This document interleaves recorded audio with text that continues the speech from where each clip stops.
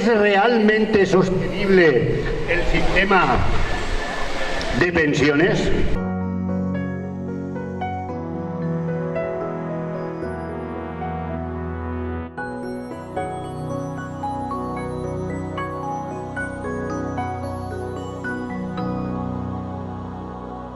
Social ha pagado con cotizaciones sociales de los trabajadores las prestaciones consideradas no contributivas.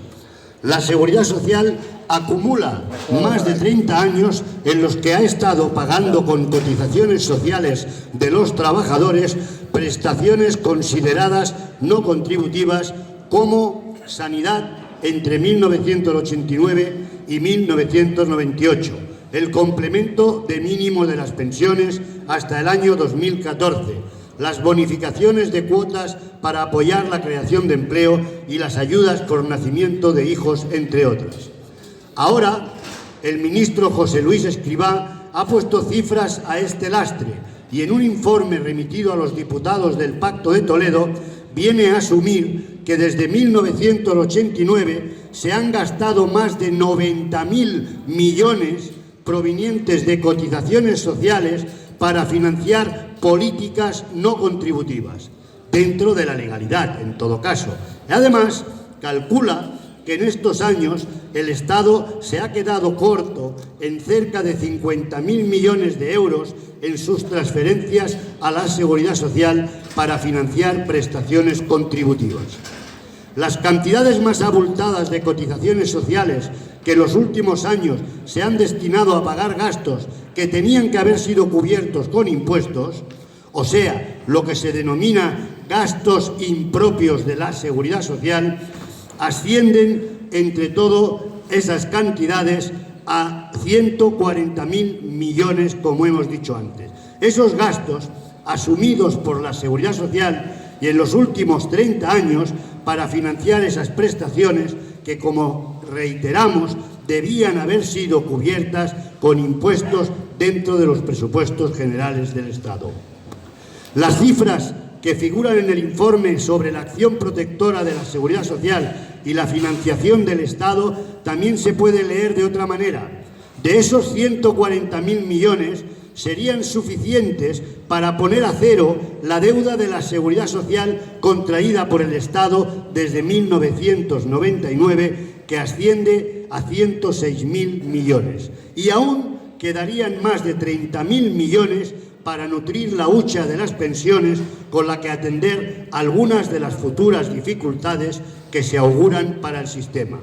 Si, como ya recomendó el Tribunal de Cuentas en 2020, el Estado hubiera devuelto estas cantidades a la Seguridad Social, los debates sobre los recortes de las pensiones se podrían haber formulado sobre una base muy diferente y no se cuestionaría la sostenibilidad del sistema público de pensiones.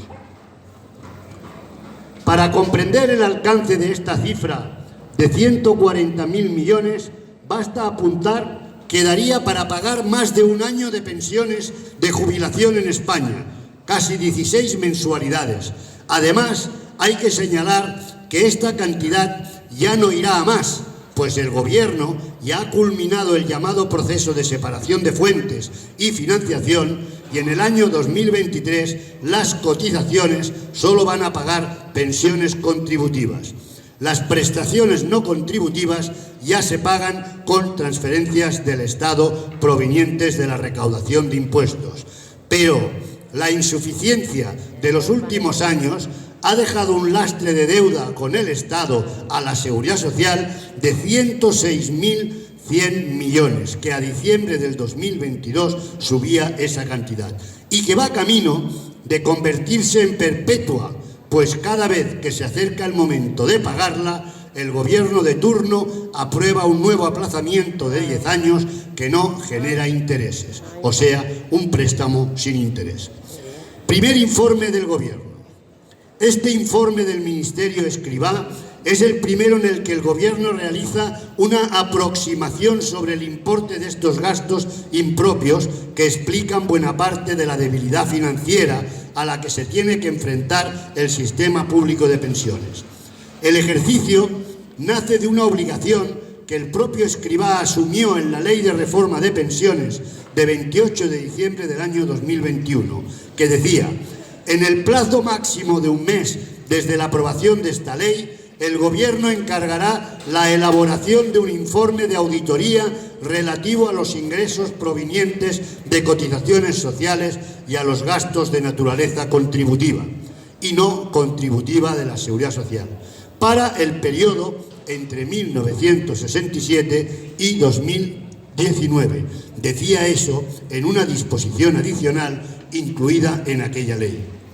Con algo más de un año de retraso, el Ministerio ha remitido a las Cortes no el informe de auditoría que exige la ley y que desde el movimiento pensionista se pide una y otra vez, pero sí ha enviado un documento con cantidades que corresponden al periodo entre 1989 y 2021, cantidades que no citamos por no cansarnos en números, pero que ya el Tribunal de Cuentas ya lo dijo y emitió en agosto del 2020 un informe de fiscalización sobre la Seguridad Social con datos hasta diciembre del 2018 y en el que estimó, como antes hemos dicho, en 103.690 millones de euros los gastos que deberían haber sido financiados en su totalidad mediante una aportación del Estado y de sus compromisos de financiación. El Tribunal de Cuentas daba un paso más y hacía esta recomendación al Gobierno: que proceda a efectuar la liquidación efectiva de los gastos no contributivos que fueron asumidos por la Seguridad Social, con cargo a sus propios recursos, consiguiendo de facto la efectiva separación de fuentes de financiación recogida en la recomendación primera del Pacto de Toledo, ya desde sus orígenes en 1995. Es evidente que se hace necesario el cumplimiento de la propia ley y que se efectúe la tan cacareada auditoría para que se pueda demostrar que si se extraen los gastos impropios antes citados, no habría déficit en las cuentas de la Seguridad Social, tal y como se ha demostrado desde el año 2021, al haberse reducido de forma drástica el susodicho déficit, y al mismo tiempo que el Gobierno ha multiplicado las transferencias para que el Estado asuma el 100% de las prestaciones no contributivas. Por ello, exigimos la auditoría de las cuentas de la Seguridad Social con la finalidad de que quede acreditado que los ingresos por cuotas de Seguridad Social son más que suficientes para cubrir los gastos de las pensiones de nivel contributivo, ahora y en el futuro. Por eso seguiremos defendiendo y diremos que gobierne quien gobierne, las pensiones se defienden. Han practicado con las pensiones, nos han esquilmado el dinero de las pensiones y lo han dedicado a otras cosas que no era lo que tenía que ir. Por lo tanto, lo decimos una vez más claro que nunca, porque tenemos razón. Los pensionistas teníamos razón. El Gobierno este y otros anteriores nos están engañando, y lo digo con todas las palabras para que se entienda claro. Nos estaban engañando, porque fijaos, el documento que acaba de sacar el señor Escrivá, que dice que nos deben 140.000 millones, que nos han robado, y digo, vuelvo a repetir la palabra para que quede clara, 140.000 millones, este documento no lo han sacado ahora. Este documento tiene fecha del año 21. Hace 2 años que este documento lo tienen en el Ministerio y seguramente algunos grupos parlamentarios también. Y durante este tiempo nos han venido diciendo y reiterando que si no hacíamos reformas estructurales en las pensiones quebrarían en este país. Y han mentido enormemente. Por eso teníamos razón y tenemos que seguir reivindicando, como bien decía Plácido en su escrito, una auditoría de las cuentas de la Seguridad Social. Por 2 motivos. Uno, porque se comprometieron legalmente, como una ley está escrita, para que cumplan sus leyes. Porque bien, si nos pasa a nosotros ahora con la declaración de Hacienda, si nos equivocamos en 2 euros, bien vendrá la declaración de Hacienda diciendo que esto o que aquello. Entonces hemos de decir, obligar a que el gobierno, cuando se compromete con las leyes, las cumpla, porque es de justicia para los jubilados y es obligación del gobierno hacer cumplir las leyes. Esto es importante, y más importante es porque hemos roto el relato de los sucesivos gobiernos, de muchos diputados, algunos de izquierda desgraciadamente, que venían, y evidentemente todos los de la jauría de los diputados de la derecha y de los medios de comunicación a servicio de los de siempre, que venían diciendo que las pensiones estaban en crisis y que las pensiones eran insostenibles. La verdad es que si ese dinero no se hubiera retirado del fondo de pensiones, nos sobraría en este momento, el cálculo tendríamos una hucha de pensiones que supuestamente podría superar los 100.000 millones. Así que hemos roto el discurso de tantos años de decir que esto es imposible, que las pensiones van a la quiebra, que esto no tiene futuro, que hay que hacer reformas estructurales. Si no se hubiera llenado los bolsillos algunos, otros hubieran distraído el dinero para esto o para aquello, hoy no tendríamos ni siquiera que comentarlo. Pero había que decirlo, había que decir a la gente que las pensiones están en quiebra. Por eso muchos jóvenes, desgraciadamente hoy, los oyen decir, y se quedan tan anchos, que es realmente lo peligroso, es que yo no cobraré pensión, y se quedan tan anchos. Porque desde los medios, desde los politicastros, y digo la palabra politicastros, por lo que ahora explicaré a continuación, el cinismo de esta gente a veces no tiene cuento. Estos personajes han venido intentando que creamos que las pensiones estaban en quiebra, y no es verdad. El documento de Escrivá lo demuestra fil per randa, lo demuestra con meridiana claridad. Pero hay una cosa, que encima el documento miente, recoge lo de los 140.000 millones, pero el documento tiene unas 76 páginas, que se pueden leer, es de pesado como los documentos que hace la IREF, pero hay que ponerle un poco de atención para leerlo. El próximo día tendréis la referencia por internet, por si alguno tiene ganas de echarle una mirada al documento. Este documento dice otra cosa, dice que este déficit de las pensiones solo va desde el año 80, desde la década de los 80 hasta ahora en este momento. Nosotros en la auditoría impusimos al gobierno, y digo impusimos, a través de los parlamentarios que nos apoyaron, en este caso, y lo digo porque hay que decirlo, que fueron los compañeros de Compromís y el Jesús Salvador de Esquerra Republicana los que nos apoyaron en este sentido, impusieron que la auditoría se hiciera desde la década de los 60 hasta el momento actual. ¿Por qué? Por una cosa muy sencilla que también hemos estudiado. En la época de los 60, cuando se crea la Seguridad Social y se comienza a llenar la hucha, había mucha gente que ingresaba, pero muy poca gente que sacaba, porque la población española era una población joven. Así que se metió una cantidad de dinero notabilísima en la hucha y en los bancos, pero, asombraos, fue condición, ahora lo sabemos, fue condición para la reforma y el cambio del régimen de Franco a la democracia que ahora tenemos. La condición que puso la banca fue que ese dinero, esos miles de millones de pesetas, entonces eran pesetas, que estaban guardadas en los bancos y en las cajas, ese dinero se desapareciera. Porque fue en la época en la época del 76-77, cuando se ponen los pactos de Toledo, en ese momento la hucha de la Seguridad Social se quedó a cero. Comenzamos desde cero, y desde el año 60 no se había acumulado en este país miles de millones de pesetas en las huchas que eran de los trabajadores y que ahora, en los años 70, deberían haber ingresado primeramente el tema de las pensiones. Todo el mundo hizo un mutis por el foro, todos. Muy poquitos levantaron la voz y dijeron: oye, que ese dinero que hay ahí es de los pensionistas. Se invocó en aquel momento que si no venía otra vez el franquismo sin Franco, que la dictadura, y había que hacer borrón y cuenta nueva. Y se hizo borrón y cuenta nueva.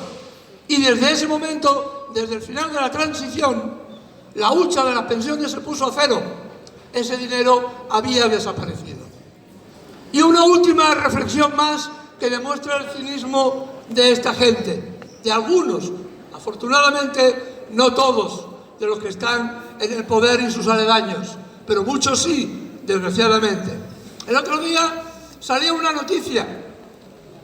El Parlamento Europeo tiene un fondo de pensiones privado para sus 600 parlamentarios. Un fondo de pensiones que automáticamente, cuando te nombran de eurodiputado, ya te ponen la hucha y ya vas acumulando dinero una cierta cantidad. Ese fondo de pensiones, el Parlamento Europeo dictó una norma, el Plan Paneuropeo de Pensiones Privadas del año 19, que dice en el artículo 5 que los Estados no podrán cubrir los déficits en que incurran los fondos de pensiones en caso de que haya una quiebra. Es decir, fondo de pensión que se crea y quiebra, el Estado, por ley, no puede socorrer a ese fondo y los pensionistas pierden el dinero. Es lo que se ha firmado con la actual ley de privatización de las pensiones. Lo podéis leer en el articulado. Está ahí. Y lo dice así de clarito, que si el fondo de pensiones que se cree en España quiebra, si te he visto, no me acuerdo. Esto es obligación del Estado. Pues bien, ¿qué ha pasado? El fondo de pensiones privado de los eurodiputados, 600 eurodiputados, que tenía 373 millones de euros recogidos, ha quebrado. Ha quebrado. Porque lo ponen en inversiones de alto riesgo y quebró. Y salió el ínclito, ¿cómo no? Aquel que hablaba de que Europa era un jardín y todo lo demás era una puñetera selva, el señor Borrell, diciendo, escandalizado, el otro día, y se aprobó, ya lo aprobaron en el Europarlamento, que no era posible y que el presupuesto comunitario, es decir, los impuestos de todos los europeos, debían cubrir ese fondo, porque no era posible que los eurodiputados se quedaran sin ese fondo especial de pensiones. Es decir, lo que obligan para lo demás, es decir, para todos nosotros, no se lo aplican ellos. Esto es el cinismo de esta politiquería que tenemos en la Unión Europea instalada en otros muchos sitios de poder. Y esta nos debería llevar precisamente a esta reflexión, a una última reflexión. Una, que los pensionistas en nuestras reivindicaciones tenemos claramente la razón, y los números y los hechos y acontecimientos nos están dando una y otra vez la razón. Y por último, el señor Escrivá dice que han desaparecido 140.000 millones que son de los pensionistas, pero en ninguna parte del documento, y a fe que me lo he leído un par de veces, dice en ningún momento cómo van a devolver el dinero. De eso no se habla. Siempre se habla de lo mal que están las pensiones, que iremos a la quiebra, etc. Pero no de cómo nos va el dinero. Y, hablando de cinismo, al mismo día, el día siguiente, que Escrivá hacía público este documento, la IDEF, de la que él había sido director, sacaba otro documento diciendo que las pensiones están en peligro si no se hacen reformas estructurales. El cinismo de estos personajes es que realmente causa auténtico sinsentido lo que estamos viendo. Por eso lo digo, teníamos razón, tenemos razones más que sobradas para manifestarnos el 25 de mayo en Madrid los que puedan ir y en Barcelona los que podamos ir. Porque hay que reivindicar que las pensiones sí que son sostenibles, a pesar de lo que estos digan, informen, enseñen o intenten obligarnos a creer. Y compañeros, como siempre, las pensiones se defienden.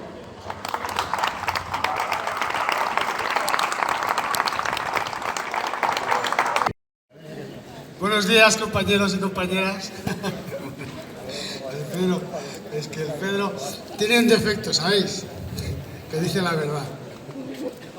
Y entonces eso, en la sociedad en la que vivimos, eso es un defecto. Bien, compañeros y compañeras, yo voy a hablar de un tema que nos corresponde hablar porque pertenecemos a la Comisión de Entidades por la Sanidad Pública de Tarrasa y creo que debéis de saber que esta semana se ha celebrado una reunión con el gerente del CatSalut de Cataluña, concretamente el jueves, una reunión que duró, no sé, aproximadamente unas 2 horas y media o 2 horas y 3/4 aproximadamente, ¿verdad? Y después el viernes hicimos la reunión correspondiente de la Comisión de Entidades. Y yo creo que ustedes deben de saber qué es lo que pasó en esa reunión del jueves. Esa reunión, en principio, tenía que ser una reunión de trabajo, ¿verdad? Una reunión donde se nos dieran fechas, se nos dieran datos, se nos dieran planos, se nos dijera cuándo, cómo y de qué manera se iban a hacer el CAP Nord, se iba a hacer el CAP de Can Anglada junto al CUAP de Can Anglada, cuándo se iba a reformar el CAP Sur y cuándo se iba a reformar el CAP Rambla. Bien, pues esa reunión no sirvió para eso. Sirvió para que este señor viniera, nos hablara de lo genial que era la sanidad pública en este país, algo así como la tercera del mundo. Claro, yo oigo eso y digo, Alemania, Francia, España. No puede ser de otra manera, ¿verdad? Alemania, Francia y España, porque el resto o no tienen seguridad social, o es malísima, o sencillamente viven como viven, pues por ejemplo en Estados Unidos. El que tiene dinero se opera, el que no se muere, ¿vale? Bien, esto fue lo que nos vino a decir este hombre y a decirnos que efectivamente hay un documento por ahí que se pactó con el Ayuntamiento de Tarrasa y que efectivamente se aprobó en el pleno del viernes pasado, que se llama algo así como un plan de salud, un plan de salud para Tarrasa. Ese documento yo lo tengo todavía, me parece. Hoy es 8 de mayo. A las entidades, supongo que porque está pendiente de firma, ¿verdad? Todo el que se hace ese documento y se aprueba en el Ayuntamiento de Tarrasa está pendiente de firmar. Fijaros bien, no sé cuánta gente va a firmar ese documento, pero todo el que tenga algo que ver con la sanidad en Cataluña firmará o no firmará. Y eso puede tardar seguramente meses, ¿verdad? Eso, nada más que firmar eso puede tardar meses. Por lo demás, nada nuevo.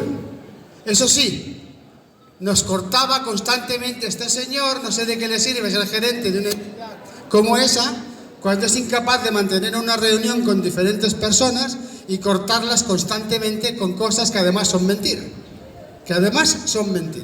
Llegó a afirmar que en Cataluña no hay seguridad, no hay sanidad privada, que toda la sanidad que hay en Cataluña era pública. Claro, si va la gente, es pública, ¿no? ¿Sí o no? En eso tiene razón. Pero se le olvidó decir que el 29% del presupuesto sanitario de Cataluña iba a manos de hospitales y entidades privadas, que lo que hacen es sencillamente seguir afiliando gente a esas entidades privadas, y cuando tienes un problema realmente grave te mandan a la Seguridad Social para que te lo resuelva.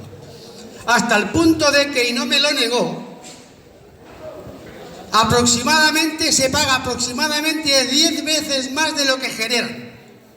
10 veces más de lo que generan. O sea que si esta gente hace servicios por 100.000 euros, se les paga 1 millón.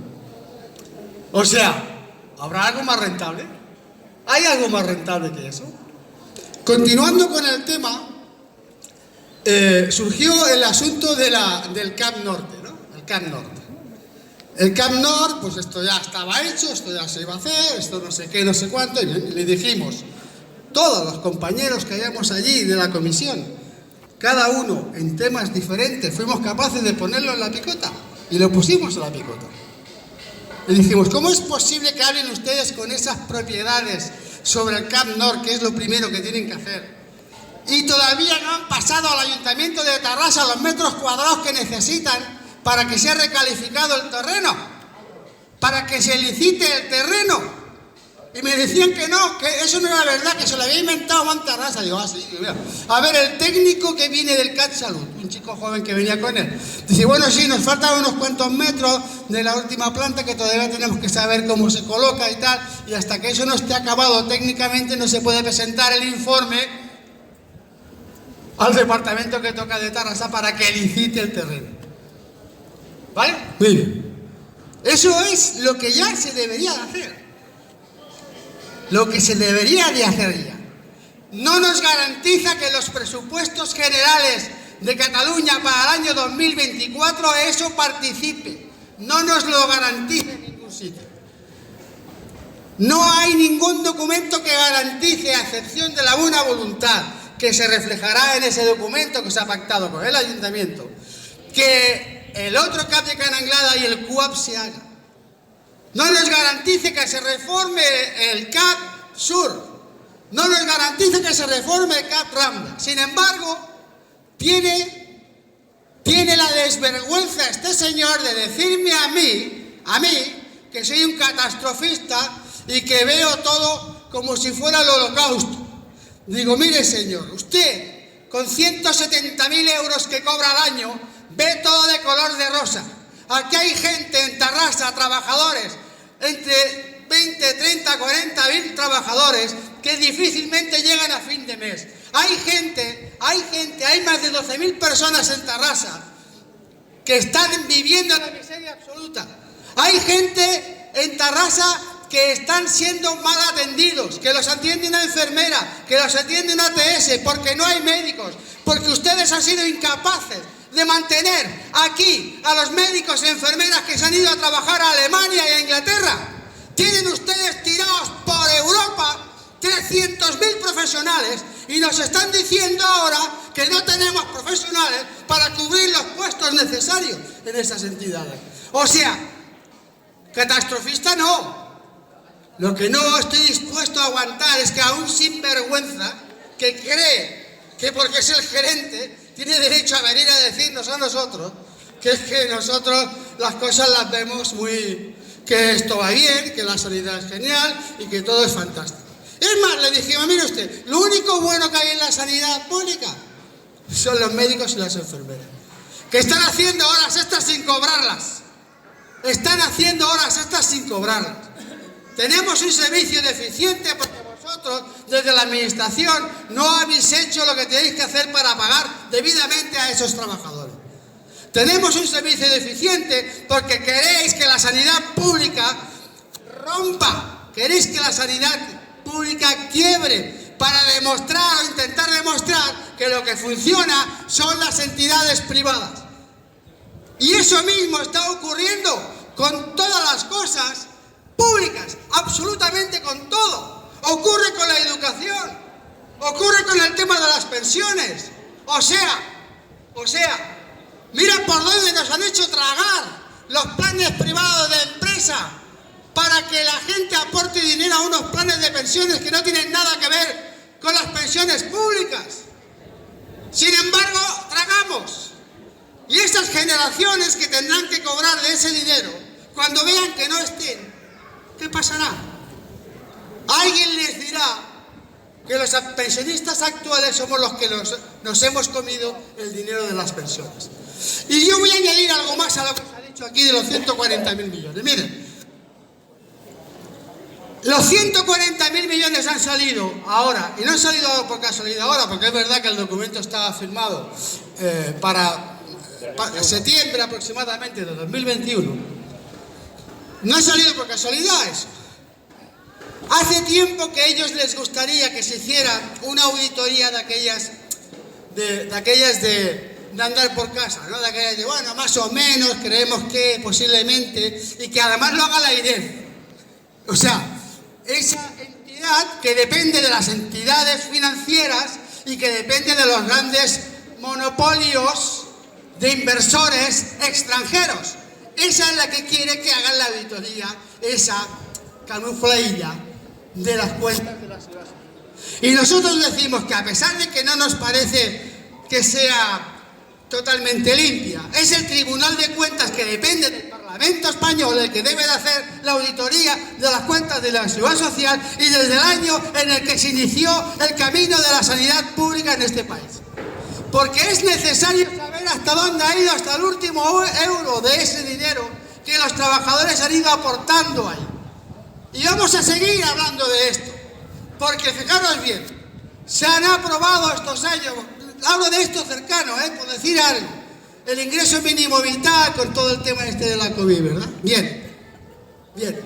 Tenéis que saber que las exenciones fiscales que se les han hecho a los empresarios para que no paguen la seguridad social han llegado al 90 y al 95% de lo que deberían aportar los empresarios a la seguridad social. Y de eso tampoco se habla nada. Así que, volviendo al tema con el que he empezado, ¿qué creéis que puede pasar con el tema de la sanidad? Exactamente igual que con el tema de las pensiones. Se han propuesto privatizar la sanidad en este país, y el primer camino es hacer que la asistencia primaria quiebre. Si no nos atienden bien los médicos de cabecera, se irán incorporando a la gente que tenga un duro en los seguros privados de estas compañías que hay por ahí, que dicen que nos van a solucionar todos los problemas de salud. Y eso tenemos que evitarlo.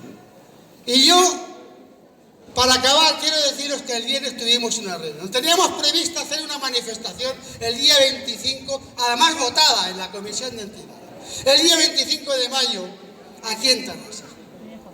Pero como esta ha sido la tercera ocasión que me ocurre, que habiendo votado manifestaciones en abril y en mayo, el día 1 y el 25, después ha habido alguien viniendo a decirnos que no veía bien que se hiciera la manifestación, porque si no éramos los mismos que en el día 14 de enero, en la que aquí participaron miles y miles de personas, que íbamos a fracasar. Fracasa quien no anda, fracasa quien no se mueve, fracasa quien no se moviliza, quien no lucha. Si no te mueves, ya has fracasado, compañeros y compañeras. Y eso mismo dijimos desde el MPD allí. Y ahora nos tenemos que plantear si vamos a seguir participando en una comisión en la que lo único que interesa es ir hablando de vez en cuando de no sé qué, de no sé cuánto, y después, cuando hemos votado una decisión, que venga alguien y se tira atrás y la gente pues le dé la razón. La movilización es necesaria. Si no, llegaremos a septiembre, porque nos hemos emplazado con este señor, el gerente en hacer otra reunión en septiembre. Llegaremos en septiembre y volveremos a escuchar las mismas virtudes de la sanidad por la misma boca que pretendía liarnos como si fuéramos tontos. Esta gente están totalmente desconectados del mundo, compañeros. Creen que los trabajadores hoy, y sobre todo los pensionistas, que los paga el poder económico, dice: estamos desmovilizándonos, estamos quedándonos en casa, estamos creyendo que nos lo van a solucionar todo en una mesa de negociación.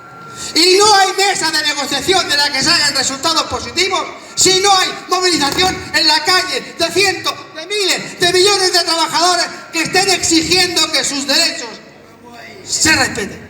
¿De acuerdo, compañeros?